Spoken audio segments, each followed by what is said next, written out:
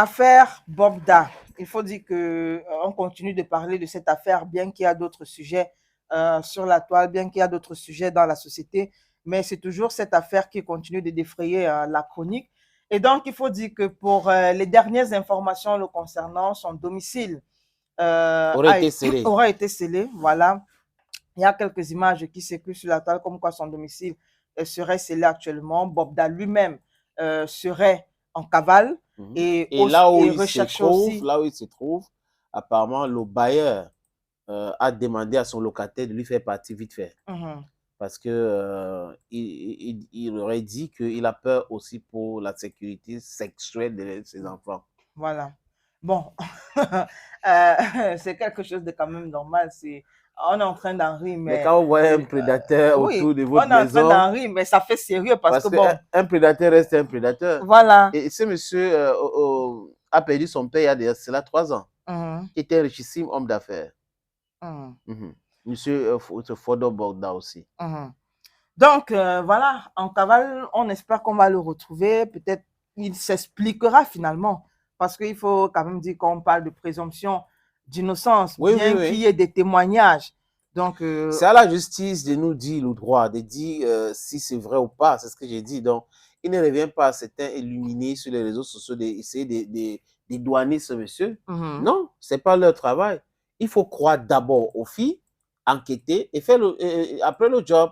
Et ceux qui auront menti, s'ils sont devant la justice, ils peuvent les porter plainte maintenant. Oui. Voilà, c'est ça le truc, c'est comme ça que ça fonctionne. Parce que j'ai écouté beaucoup de personnes qui sont en train de donner les avis, qui se disent certaines filles sont en train de mentir, elles étaient consentantes et tout. Mais c'est à croire, il y a des garçons, il y a des mamans là-bas, à croire qu'ils n'ont pas d'enfants, à croire qu'ils n'ont pas de sœurs. C'est-à-dire que vous pensez qu'un enfant de 16 ans, 17 ans peut réfléchir devant beaucoup d'argent, devant l'influence, devant les menaces de l'âme. C'est pas possible. Donc, il faut intégrer tout cela pour mieux comprendre cette situation. La plupart, si ce n'est pas la quasi-totalité des témoignages, pour ma part, que j'ai écouté, revient au même. C'est-à-dire que c'est le même modus operandi. Et on parle d'armes, on parle de ceci, on parle de la maison. Ça envoie au même endroit, même procédé. Donc, il y a anguille sous roche. Maintenant, il est présumé innocent. D'accord. Mais la justice devrait se saisir. La justice n'a pas fait. Aujourd'hui, c'est une bonne chose de voir que la police judiciaire a commencé certainement sur instruction d'un procureur pour aller l'arrêter et il sera en cavale. Voilà. Et donc, pendant sa cavale, il faut dire qu'au fur et à mesure, on a des personnalités publiques, des influenceurs, des artistes qui se prononcent sur le sujet.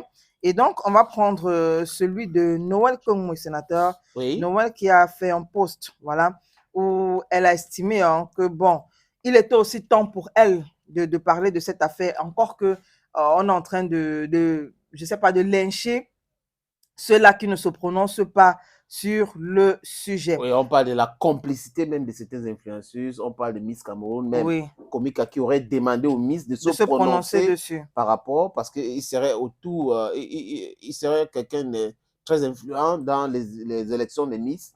Voilà. Donc on comprend, est-ce qu'il a influencé, est-ce qu'il a financé, est-ce qu'il profite de ce fille? C'est une bonne question à se poser aujourd'hui et c'est une bonne chose pour Komika de demander les éclaircies au sujet de cette polémique. Voilà. Et donc, Noël a fait ce post-là. Bobda a souhaité qu'on se qualifie pour être concentré sur la CAN et l'oublier un peu. Dieu a dit jamais. Ouais, stop Bobda. Donc là, ça, c'est la réaction de Noël Kongwe.